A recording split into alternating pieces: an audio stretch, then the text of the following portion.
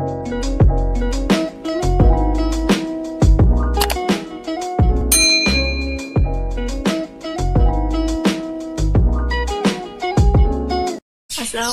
teman-teman. Hai, gimana kabarnya? Semoga semua selalu baik-baik saja ya, dan semoga semua selalu dalam lindungan Allah. Balik lagi nih sama aku Uni di Diary Uni.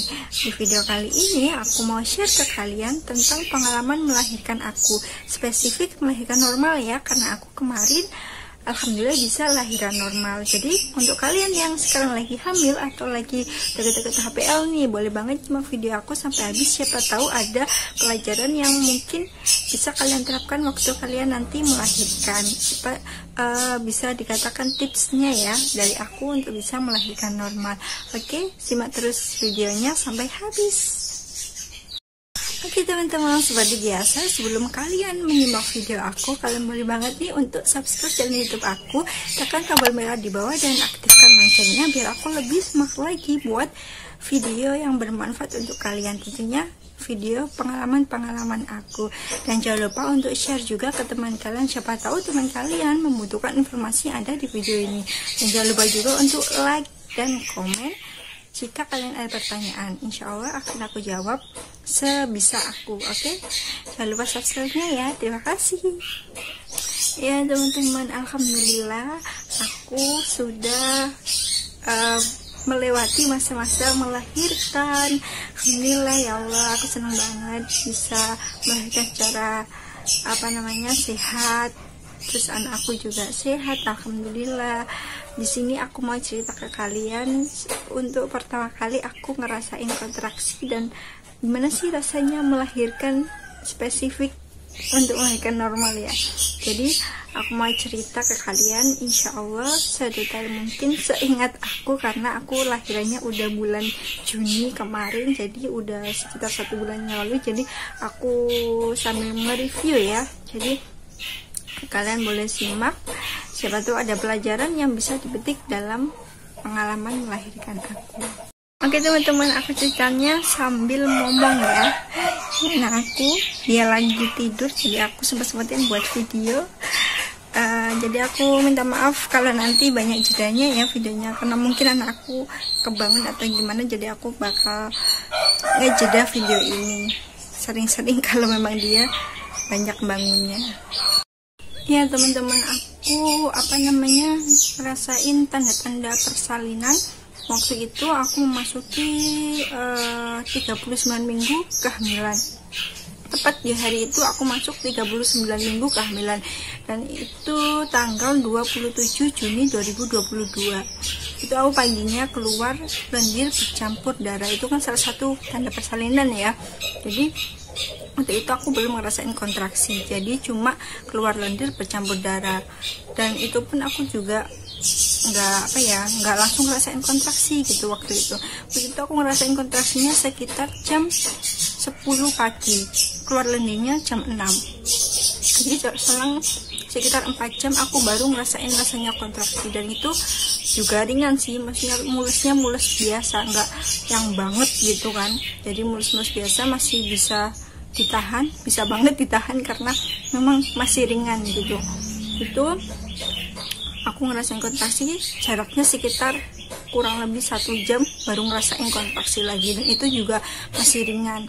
Jadi sekitar kontraksinya itu nggak lama sih, paling ya cuma berapa detik gitu aja. Terus selama tanggal 27 itu pagi sampai malamnya aku masih biasa aja, masih bisa nahan karena kontraksinya masih ringan. Terus aku buat tidur masih bisa, aku buat tidur, buat istirahat. Siangnya buat istirahat juga masih bisa. Terus malamnya juga aku masih bisa tidur nyenyak. Terus sekitar tanggal 28 Juni jam 2 pagi. Jadi setelah tanggal 27 itu aku ngerasain kontraksi yang jaraknya masih panjang dan kontraksinya masih pendek. Itu aku jam 2 pagi kebangun, tanggal 28 ya, kebangun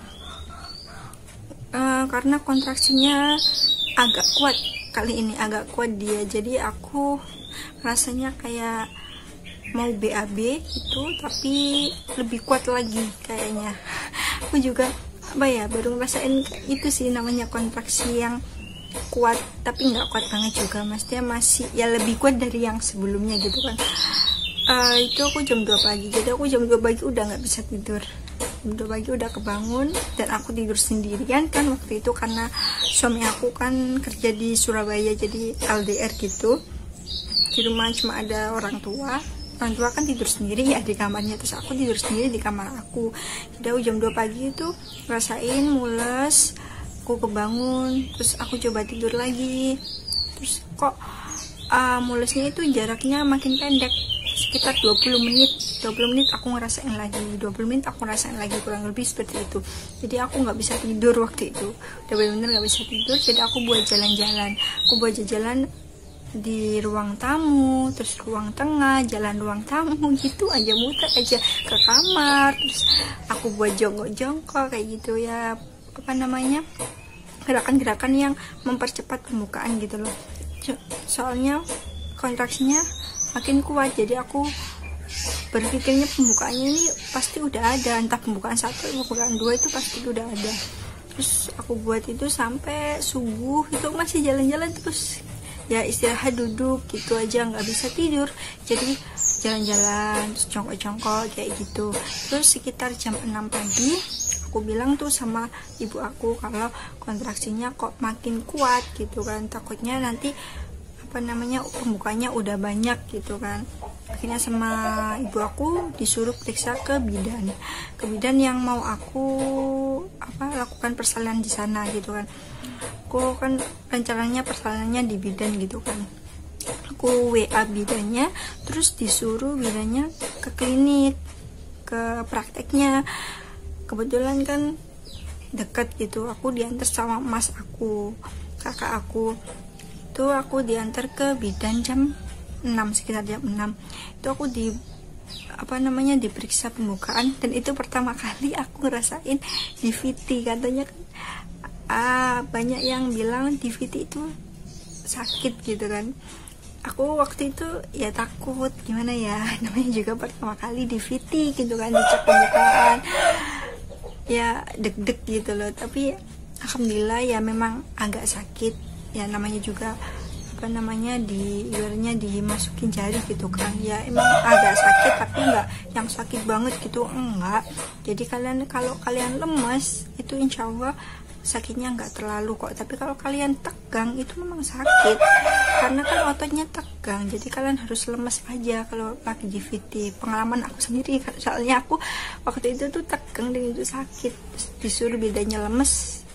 Alhamdulillah sakitnya enggak terlalu. Terus dicek pembukaan, alhamdulillah pembukaannya udah ada, yaitu pembukaan 2 kata bedanya sih masih lama, soalnya anak pertama biasanya itu sekitar 8 jam baru pembukaan lengkap, itu minimal ya, paling cepat itu 8 jam baru pembukaan lengkap. Jadi aku masih pembukaan 2 dan itu masih lama katanya. Jadi disuruh pulang dulu, nanti kalau udah ngerasain mules yang lebih kuat lagi disuruh WA, nanti diperiksa lagi. Dan itu fittingnya itu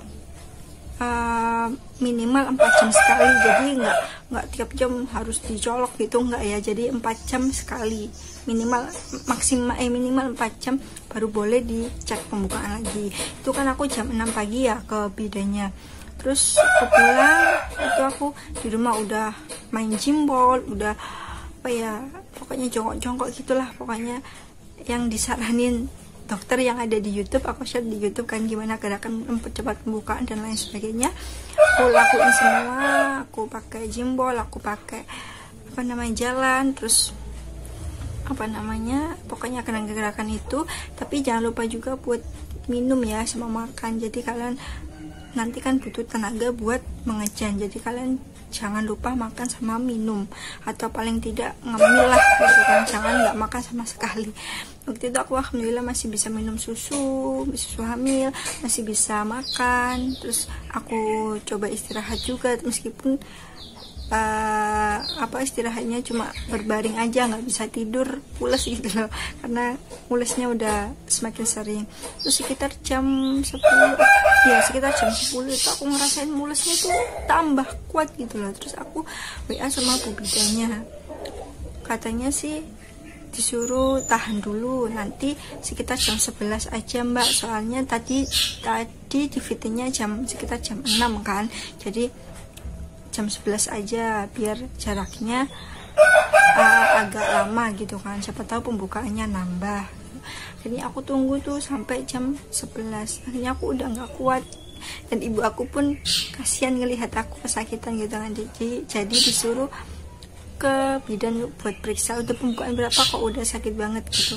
Terus aku aku WA bidannya, terus jam 11 disuruh ke ruang prakteknya, ke kliniknya, dicek lagi tuh pembukaannya kan. Ya dicek lagi pembukaannya, itu ternyata pembukaannya masih pembukaan 3, jadi nambah 1 aja. Selama berapa jam itu? 6, 7, 8, 9, 10 11 selama 5 jam itu aku cuma 1 pembukaannya, maksudnya nambah 1 pembukaannya. Jadi pembukaan 3 kan jam 6 pembukaan 2, terus jam 11 baru pembukaan 3. Habis itu kan mulusnya udah banget, diperiksa tuh detak jantungnya bayi diperiksa.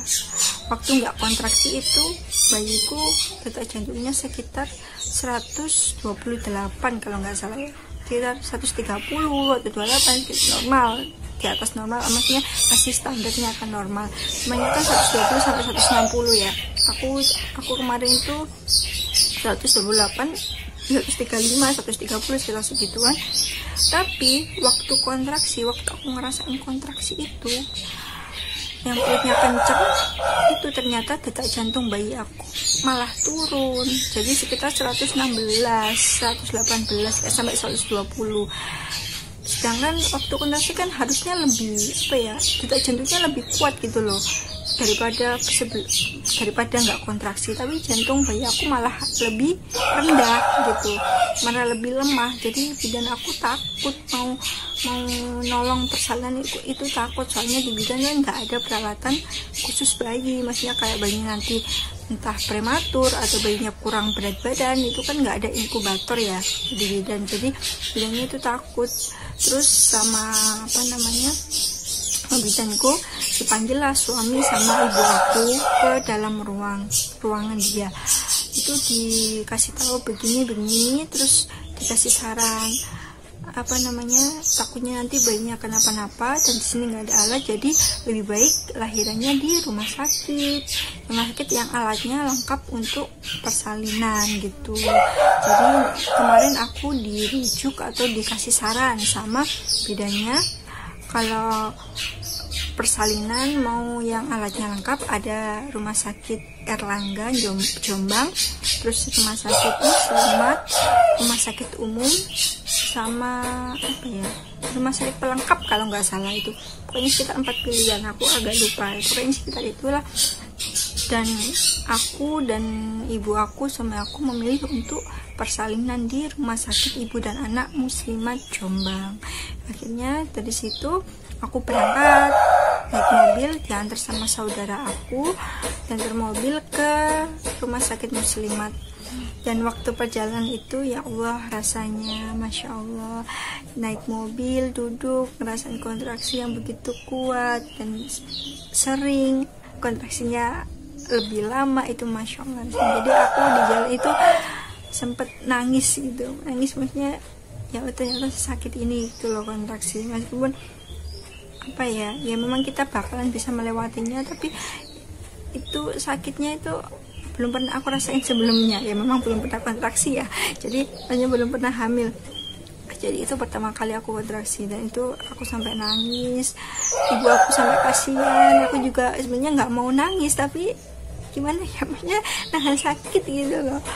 Terus habis itu aku sampailah di rumah sakit Muslimat sekitar setengah jam. Jadi aku di rumah sakit Muslimat setengah 12 aku sampai sana. Terus habis itu jam 12 aku sampai sana.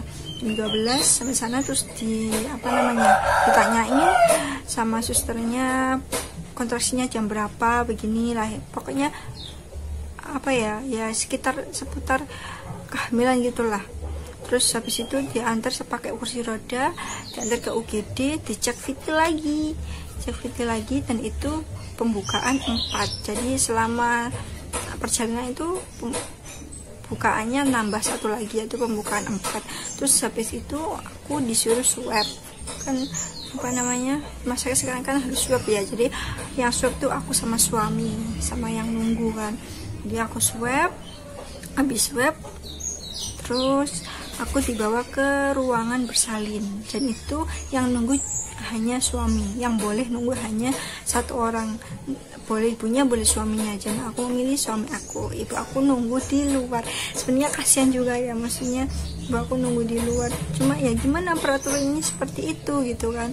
Jadi ibu aku nunggu di luar, suami aku nunggu aku di dalam sambil kesakitan.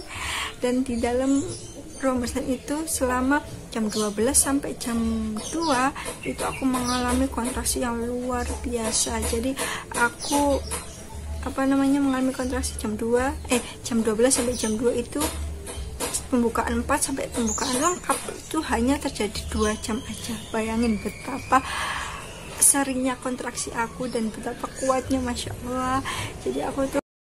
Jadi selama 2 jam itu aku ngerasain kontraksi yang luar biasa. Dan akhirnya pada jam 2 siang itu bidan sama perawatnya datang ke ruangan aku sambil bawa alat-alat untuk melahirkan. Aku nggak tahu sih waktu itu aku udah pembukaan lengkap atau belum. Tapi